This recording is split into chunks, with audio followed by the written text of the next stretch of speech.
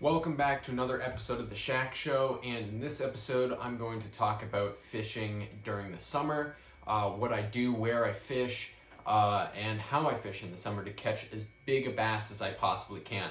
So let's get this started off. I mean, as far as the summer goes, it's for a lot of us can be some of the harder months to catch fish. I've always found that during the summer it's generally going to be a nighttime bite. And then every once in a while, early morning is going to be your second best bet to catch as big a fish as possible. Obviously, in the summertime, you have really large bass around. For us on Cape Ann, we're pretty north. We're North Shore of Massachusetts, so we get resident big fish. For the most part, we have resident big fish that are around, and our best part of the season in the past has been from July through August. I mean, it's been unbelievable fishing. Even though our water temps are the warmest they are, it tends to be our best time of year for catching the biggest bass you can. In my opinion, it's one of my favorite times of year because you can really pattern it down, and if everything goes well, you can get into some unbelievable bites, whether they be feeding on adult bunker or whether they be feeding on sand eels. You know, there's many different, baits that time of year. I mean, you can have a smorgasbord of just tons and tons of different, bait, and it's a magical time of year because you can really target them however you want and almost wherever you want. Although when it gets really warm, you start to have to change the way that you're fishing to be more for those lazier, like cooler temp areas where it's harder to get bass in every way you want to get them. But we'll get to that in a second. So in the summer, I personally spend a lot of my time on the rocks. It's kind of where I've been in the past, where I've had some of my greatest success catching really big fish. One of my favorite ways to catch big bass is throwing in the middle of the summer is throwing really big spooks. You can see some of these spooks up here are just ginormous, and I've always found that throwing a big spook, a large presentation at these bass tend to be the best way to entice one of them to eat. And I've caught some of my biggest bass ever on spooks, and it's always amazing when you see a huge bass rolling up on your plug or swirling behind it. It's always it's magical whenever it happens, and when it does happen and everything comes together and you have a big bass eat your plug, it's just epic, and it's one of my favorite ways to fish of all time. And it's always been very productive for me. So I really like throwing big spooks in the early morning. I'll wake up at first light, so 3 a.m. I'll be up, getting down to the rock, to the spot that I want to fish. I'll be getting out there. I'll be setting up just as the light starts coming out. You'll be able to just start seeing things materializing. If it's very glassy calm, sometimes that will help as well. If it's stormy, that can also be really good, but sometimes early morning you can find that glassy calm scenario. You throw these big spooks at these bass, they can really pick up on keying on it quickly, and you'll just have these epic aggressive strikes, and sometimes you can get some really seriously big fish. And then you can also pattern those fish down. So what I like to do is find a cove or find a point that I can stage up on that has some good structure, some good boulder field. And what I mean by that, boulders or underwater reefs, or just lots of structure under the water leading out a fair distance. And when you have a lot of boulders like that, the bass will kind of stage up on there. And if it's in deeper water and you have a bigger boulder, they'll stage up right on top of those boulders, kind of digesting their food, and if not, just waiting for an easy meal. And that's what you're going to deliver to them with either a big spook or sometimes a small pencil. That's the other, one of my favorite go-tos is throwing small pencils. So I always like throwing pencils that are between 6 to 7 inches. I find that just those smaller profile pencils, they do give off a big splash, and the big bass are very aggressively feeding. And if that's the case, or there's a singular fish out there that's just hanging out, you'll definitely get its attention, and you'd be surprised, even on a smaller pencil, you can get some extremely big bass come up and eat them.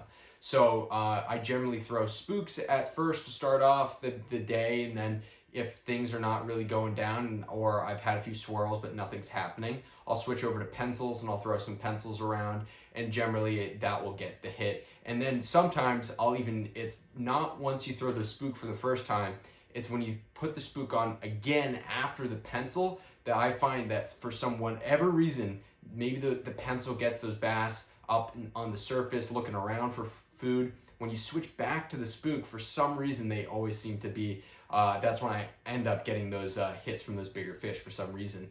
And then hopefully you can convert those hits into actual hooked up fish. But sometimes it works out for the best and sometimes it doesn't. 2 seasons ago, I just had one of the most unbelievable seasons for topwater fishing. I got super lucky, and pretty much any big bass that came up and looked at my plug got hooked. And it was unbelievable. I mean, I had a few week stretch where I could go out at the same tide in the same spot no matter what time of the day it was during the middle of the summer. I'm talking about mid-July, and I was able to get bass to come up and eat, like really big bass. They're all 40 to 50-inch bass. It was unbelievable that were feeding in the same spot in the same tide every single day. Unfortunately, that did not carry into this past season, and that bite was non-existent. Although it was changed over to more bluefish. We had a ton of bluefish around this season, so that was kind of the flip. It went from big bass to blues, which I'm not necessarily that stoked on. It was cool to catch blues, like here and there you caught a few blues and it's like, oh, that's pretty cool, but it's just nothing compared to a really big bass. And I'd far prefer having a very large bass to a nice, decent sized bluefish. I know a lot of guys say bluefish fight hard, but you can catch a big ass bluefish, and I've seen I was chartering this year. One of the people I was chartering caught a 40-inch bluefish, which is just ridiculous. From shore too. This is not on a boat. This was from shore, and I'd still take like a 30-pound bass over that any day of the week. But anyway, that's like kind of the main way that I catch a lot of really big fish during the day during the summer. Other than that, I'm spending a lot of my time at night, and I eel primarily, but I don't shy away from throwing big plugs like metal lips and darters and stuff at night. Not that darters are that big, but big metal lips in particular are kind of my go-tos. I love throwing metal lip swimmers, whether they be just like Danny plugs that are just subsurface Danny plugs, or they're like actual deep diving Danny plugs. I really love throwing that type of stuff during the summer.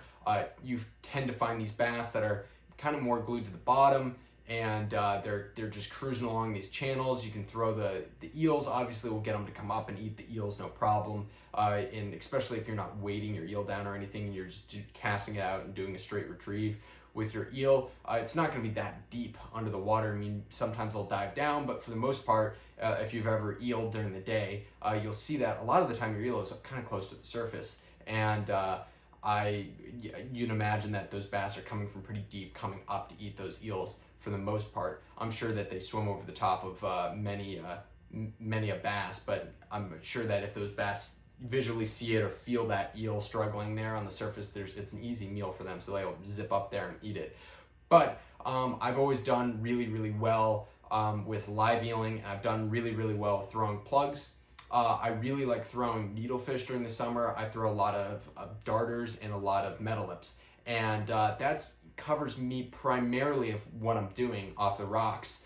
And then I'll also be throwing, in certain scenarios, some soft plastics that I can get down deep with, whether they be like the GT eels are pretty good. There's other ones, I forget the exact name of them, but I've been doing really well on, I'm blanking on the name, hardcore. I have my soft plastics here. They're somewhere. If I can find them in a timely manner. Here we go. Somebody comment on the name of this. I'm blanking hardcore, but you guys know what this is. I don't think it's a zinger bait. Maybe it is. You guys can tell me in the comments below. I'm blanking. For whatever reason, I'm just blanking on the name. I'm meaning to do a video on these and why and how I fish them. But at the moment, yeah, I do well with like soft plastic like these, where I can get them down into the strike zone and really feel out the area, whether it be super deep water or it just be fairly shallow, half ounce, and I'm kind of reeling it pretty slowly through the water. It has, I mean, you can already see like I'm barely moving my hand, and there's a ton of action on the tail of this soft plastic. They crush. And those are great when you're fishing deep water and you're fishing shallow water, or if the bass are being super finicky. I'll throw a lot of soft plastics too off the rocks like that. Okay, and then another area that I fish a ton in the summer, and I got way into this year, was fishing the beaches. And the reason I liked fishing the beaches so much this year is it provided a good break from fishing the rocks. And that was awesome for me because, I mean, I'm talking about every day I'm on the rocks. Regardless if I'm fishing at night on the beaches, I'm going to be fishing every single day on the rocks. And it definitely is a good break, not having to like really, worry about falling off these crazy rocks and, rock climbing around to get to your zone. You get to walk on the beach. You can wear flip-flops or whatever and just cruise down the beach and wade out in the nice warm water. And I want to make a whole video on why, a lot of the beaches we fish, a lot of the water temps are really hot during the summertime, and yet there's still fish there. And my thoughts on that. But another place that I really love is fishing the sandy beaches. Really how I go about it is, what you're trying to look for is like a bar, or where the bar ends, where you can find a rip, and either you can stand, front, like a little back from the rip and cast up onto the rip, or you can cast up onto the bar. You can cover a lot of ground. You can wade the flats at night, and all of these ways are fantastic to find really big fish. There's a ton of fish there at night. We used to have a pretty good topwater fishery off the beaches, but it's kind of a very tricky fishery now on Cape Ann to catch some topwater bass. I mean, we used to have an unbelievable topwater fishery, but again, it's a little trickier now. Although every once in a while we'll have some amazing sand eel blitzes, and if you can find them at night, that's when you can find some unbelievable fishing for really, really big fish. But during the day too, I wouldn't be afraid of throwing maybe a pencil out there or something like that, because there could potentially be some serious fish mixed in, blitzing on those sand eels. And I had witnessed that firsthand, but it was really hard to hook them. I was throwing jumping minnows, and there's millions of schoolies mixed in too. So it was really difficult to hook the big bass until it got dark out. But and then I was throwing eels at them, and the big bass were eating the eels. But it was hard to hook them when they're blitzing on the sand eels during the daytime. And I remember walking around there at night and spooking these huge bass. And this was early June too. So we had them throughout the summer. I remember June was great for on the beaches, but also late into the summer, I'm talking about early August, I was on the beaches, and I had one of the most epic nights of my life. I caught tons and tons of unbelievably big bass, and they're all blitzing on sand eels. And so that, there's tons of different bait that we can get into in a second here. But I am kind of just doing a quick preview of like what I do generally during the summer and where I generally fish. But fishing the beaches is huge. I use a lot of needlefish. I use a lot of black rigged sluggos, which are huge. I use weightless GT eels. I'll rig them with like the Owner Beast hooks, or with a very light weight on the Owner Beast hooks. And those are awesome on the beaches. Yeah, I mean, I fish needlefish, darters if I can find some deeper sections. Especially on certain beaches, it's all deep, so you kind of want to throw darters and stuff to get out to where those bars are. And yeah, I mean, you can throw spooks even at night there. I mean, there's many different things that you can throw at night. Danny plugs too, if they're feeding on bigger bait.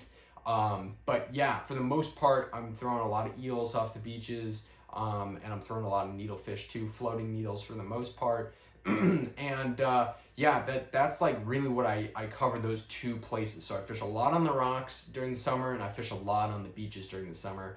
And I fish them pretty similarly. As you can tell, like I'm fishing a lot of eels at night, and during the day you can fish little spooks on the beaches, maybe even throw a bigger spook on every once in a while. But I don't really throw a lot of really large spooks on the beaches. For the most part, I'll be throwing pencils too, because for the most part, what I found is a lot of the bait that's on the beaches, unless a adult bunker school gets pushed on there, which happens, it's been a lot for me, at least this past year. It was mostly sand eels, so I was throwing a lot of smaller pencils and spooks for that reason. But other than that, I mean, if you can get an adult bunker school or mackerel or whatever to get pushed onto those beaches, which happens for sure. I mean, sometimes there's even herring, or used to be.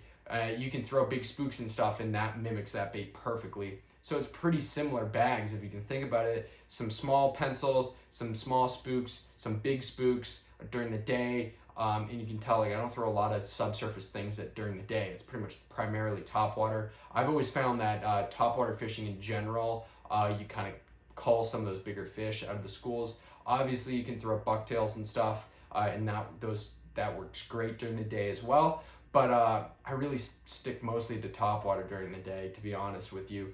That's just a personal preference. I know there's plenty of different ways that you can fish and fish subsurface stuff.